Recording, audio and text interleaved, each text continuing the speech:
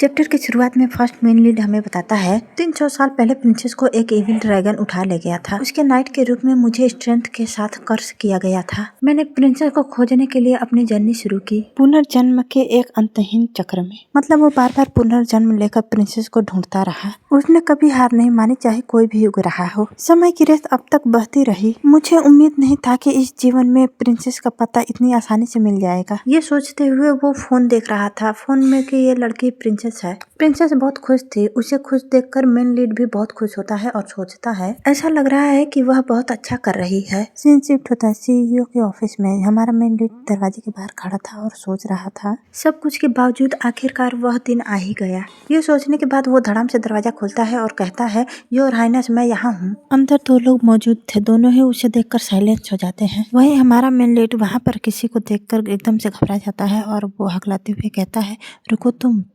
ये ड्रैगन था जो उसे बहुत ही खतरनाक तरीके से देख रहा था। उसे देखकर मेन लीड सोचता है, तुम ड्रैगन हो, वो भी एक एप्रन में। ये वही ड्रैगन है जो प्रिंसेस को उठा ले गया था और ये प्रिंसेस है जो बहुत खुश है और वो खुशी से चमक रही है। प्रिंसेस मेन लीड से कहती है, काफी समय हो गया है mister night. Main lead princess का नाइट है, ठीक है। प्रिंसेस मेन लीड से कहती है, मैं अब ड्रैगन के साथ रिलेशनशिप में हूँ और अब मुझे तुम्हारी सुरक्षा की जरूरत नहीं है। जाओ और अपनी खुशी खुद ढूंढो। ये बोलकर वो दोनों थम्स अप करके उसे गुड लक विश करते हैं। ये देखकर मेन लीड के ऊपर तो बिजलियां ही गिर जाती हैं। वो एकदम शॉक्ड हो जाता है। फिर मेन लीड हमें बताता है, और इस तरह मैं एक नाइट अपनी नौकरी खो बैठा। मेरा मिशन, जिम्मेदारी, कर्तव्य। जिस क्षण मैं नाइट बना मुझे पता था कि अकेलापन मेरे साथ रहेगा। मैंने राजा के सामने शपथ ली, मुझे राजकुमारी को बचाना है। राजा उससे कहते हैं, राज्य की मोती मेरी अनमोल बेटी को ड्रैगन ने छीन लिया है, तुम्हें उसे वापस लाना होगा। मेन लीड राजा के सामने नील डाउन होकर कहता है, एक नाइट के रूप में मैं अपने सम्मान की शपथ लेता हूँ। भले ही मैं ड्रैगन द्वारा मारा जाऊँ, लेकिन मैं प्रिंसेस को वापस लाऊंगा। फिर वो बताता है कि मेरे शरीर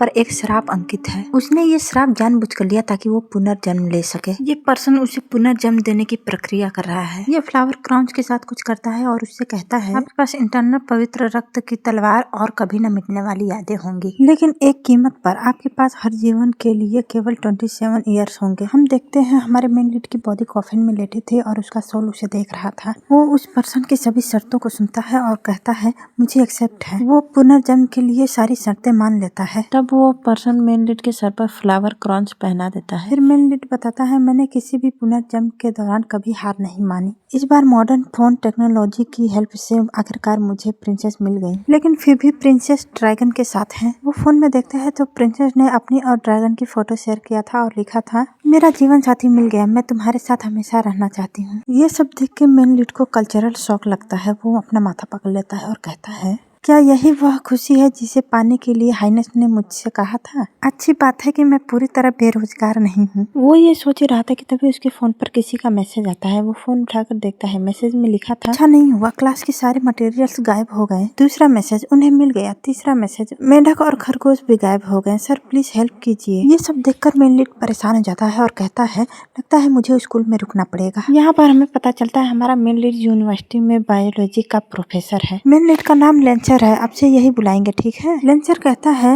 एजुकेटर बनना आसान बात नहीं है, लेकिन कम से कम इससे मुझे प्रिंसेस के मुद्दे से स्थायी रूप से मुक्ति मिल जाएगी। काश मैं नॉर्मल पर्सन बन पाता। वो ये सब सोच ही रहा था कि तभी फिर से उसके फोन पर मैसेज आता है। मैसेज मिल गया था, व्हाइट चूहे कैफेटेरिया में घुस गए और सर पड़ोस के खेत में खरगोश ने खूब उत्पात मचा रखा है। ये सब पढ़कर लेंसर कहता है, मुझे जल्दी करना होगा। फिर वो जल्दी जल्दी भागने लगता है। वो दौड़ते हुए जा रहा था कि तभी एक और मैसेज आता है जिसमें लिखा था, डीन आ गए, हमें बचाइए सर। ये पढ़ने के बाद वो जल्द से जल्द स्कूल पहुंचना चाहता था। लेंसर जा रहा था। वो एक गली से गुजरता है। उस गली में एक पर्सन बेहोश था। लेंसर अचानक रुक जाता है क्योंकि उसका नाइट इंस्ट्रक्ट रेड अप हो जाता है। मेरी इंग्लिश इतनी अच्छी नहीं है तो प्लीज इसे थोड़ा इग्नोर करना। ये एक तरह का फोन ट्रैकिंग ऐप है, ठीक है।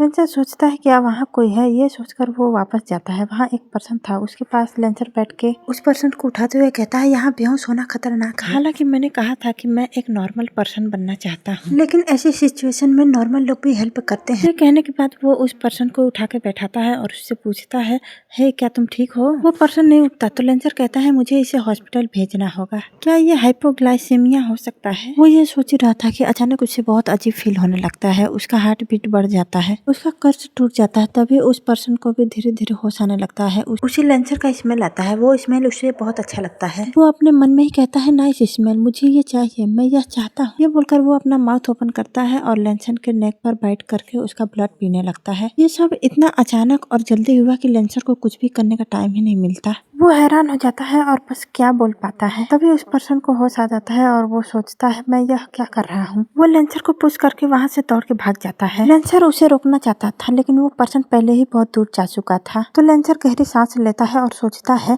उसने मेरा खून पिया लेकिन मेरा खून जहर है। दूसरी ओर ये पर्सन, ये इस स्टोरी का सेकंड मेन लीड है और ये एक वैम्पायर है। इसका नाम रेवल है, ठीक है। रेवल कहता है, आखिरकार मैंने अपना वादा तोड़ दिया। दिन दहाड़े किसी अनजान व्यक्ति का खून चूसना, क्या मैं पागल हो गया हूँ। लेकिन ये ब्लड, वो अपना लिप्स लिक करता है। उसे उस ब्लड का टेस्ट बहुत अच्छा लगता है। उसके चेहरे पे चमक आ जाता है। वो उसके ब्लड का तारीफ करते हुए कहता है, गाढ़ा है पर चिकना नहीं, इतना मुलायम कि मुंह में घुल जाता है। क्या ये किसी नाइट का पवित्र ब्लड हो सकता है। वो एक नोटिस स्मेल करता है और कहता है, ये इंटरेस्टिंग होगा। सीन शिफ्ट होता है लेंसर पर। लेंसर अपने नेक को हिल करते हुए सोचता है, तो वह एक वैम्पायर है। पिछली बार मेरा ब्लड पीने वाले उस वैम्पायर का क्या हुआ। मुझे लगता है वह कम उम्र में ही मर गया। तभी उसे याद आता है कि उसे स्कूल जल्दी पहुंचना है। तो वो जल्दी जल्दी दौड़ के जाने लगता है। अगले सीन में लेंसर अपने घर में अपने बिस्तर में था। वो बहुत थका हुआ था। वो कहता है, मैं पूरी शाम कैंपस में जानवरों को पकड़ने के बाद पूरी तरह थक गया हूँ, बहुत ज्यादा थक गया हूँ। मुझे लगा था प्रिंसेस को बचाने के बाद मेरा कर्ज टूट जाएगा, लेकिन अब इतना ही बोलकर वो अपनी आंखें बंद कर लेता है और सोने लगता है। तभी हम उसकी खिड़की पर किसी का हाथ देखते हैं। ये रेवल है जो खिड़की खोलकर अंदर आ रहा है। खिड़की खोलने की आवाज से लेंसर भी अपनी आंखें खोल लेता है। रेवल इनलीगल तरीके से अंदर आ जाता है और उसे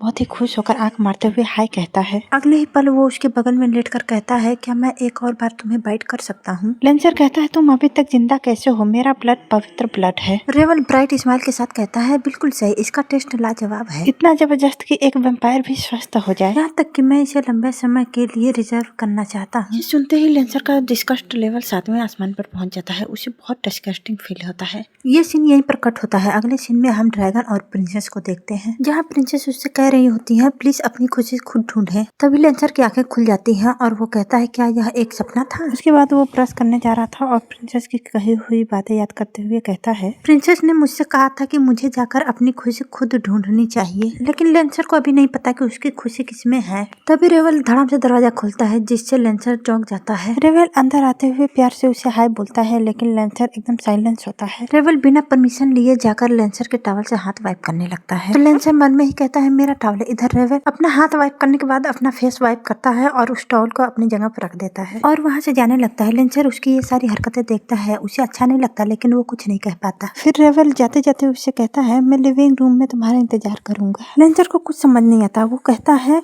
अरे ये सब क्या हो रहा है। फिर लिविंग रूम में लेंसर अपना सर पकड़ के बैठा था। वहीं दूसरी ओर रेवल, वो मजे से कुछ ड्रिंक कर रहा था। उसे ऐसा करता देख लेंसर को उस पर बहुत गुस्सा आ रहा था। उसके अंदर से डार्क ऑरा निकल रहा था। वो उसे घूर कर देखता है तो रेवल उसे ही स्माइल करते हुए देख रहा था। तो वो कहता है, ये बदमाश आदमी। लेकिन रेवल को कोई फर्क नहीं पड़ता। वो अभी भी उसे ही देखे जा रहा था और फुल स्माइल के साथ उससे कहता है, ये रेमन का आखिरी बोतल है। रेमन एक जापानी कार्बोनेट सॉफ्ट ड्रिंक है। रेवल लेंसर से कहता है, अफसोस की बात है, तुमने कुछ ही बोतल खरीदे। आज काम से घर लौटते समय और खरीदना याद रखना। मतलब ये रेमन का बोतल लेंसर का था जो ये बदमाश पी गया। फिर रेवल लेंसर से पूछता है, वैसे कल मेरा स्टीक खाने का मन कर रहा है, जापानी स्टीक बेहतर होगा या कोरियन, मुझे कौन सा चुनना चाहिए। उसकी टीचिंग बातें सुनकर लेंसर को उस पर बहुत गुस्सा आता है। वो अचानक उठता है और वहाँ से जोर से दरवाजा बंद करके चला जाता है। उसे इतने गुस्से में बिना कुछ कहे जाता देख रेवल एक नोटो स्माइल करता है और कहता है, वह मेरी सोच से कहीं अधिक सहनशील है। सीन शिफ्ट होता है लेंसर पर। वो थका हुआ पार्क में बैठा था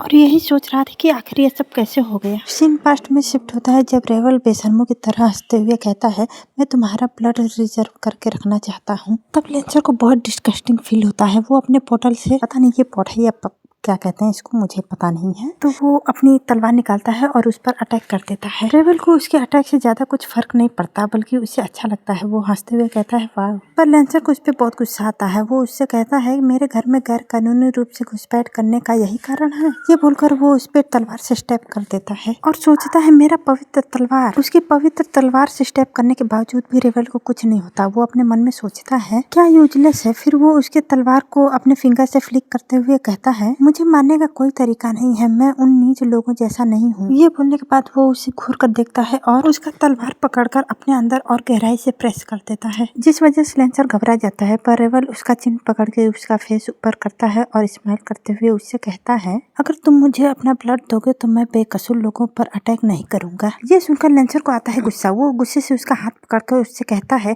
क्या तुम मुझे धमकाने की कोशिश कर रहे हो? रेवल तुरंत हंसते हुए जवाब देता है, हाँ तुमने सही कहा। ये सुनते ही लेंसर को उस पर और ज्यादा गुस्सा आता है। वो अपनी तलवार से फिर से उस पर अटैक कर देता है। तब रेवल कहता है, इस पर विचार करो। फिर लेंसर बताता है, इसके बाद मैंने उसे मारने का कुछ और तरीके आजमाए, जैसे कि यीशु मसीह, लेकिन उससे भी कुछ नहीं हुआ। फिर वो ऑनलाइन सर्च करता है कि वेम्पायर को कैसे मारा जा सकता है। जवाब में सिल्वर लिख कर आता है तो वो उसे सिल्वर की ढेर सारे रिंग्स पहना देता है, लेकिन उसका भी उस पर कोई प्रभाव नहीं पड़ता। यहाँ तक कि उसने उसे सन में भी सुला दिया, लेकिन इससे भी रेवल को कुछ नहीं होता। आखिर में लेंसर बुरी तरह थक जाता है। तभी रेवल लेंसर से कहता है, अरे चलो सोशल मीडिया पर एक दूसरे को ऐड कर लेते हैं। ये बोलने के तुरंत बाद ही उसे फ्रेंड रिक्वेस्ट भेज देता है। लेंसर ये देखता है और तुरंत उसे ब्लॉक कर देता है, लेकिन रेवल कहाँ हार मानने वाला था। इसके बाद वो फ्रेंड रिक्वेस्ट की बारिश कर देता है। उसने कम से कम 100 बार फ्रेंड रिक्वेस्ट भेजा। इन सबसे लेंसर तंग हो जाता है। उसे उस पर बहुत गुस्सा आता है। वो अपने मन में चिल्लाकर कहता है, मैं उसका सोशल मीडिया अकाउंट भी डिलीट नहीं कर पा रहा हूँ। पता नहीं ये वेम्पायर है कि भूत है जिसने उसके फोन पर भी कंट्रोल कर लिया है। यहीं पर ये वीडियो समाप्त होता है। अच्छा लगा तो like, comment, share and subscribe please.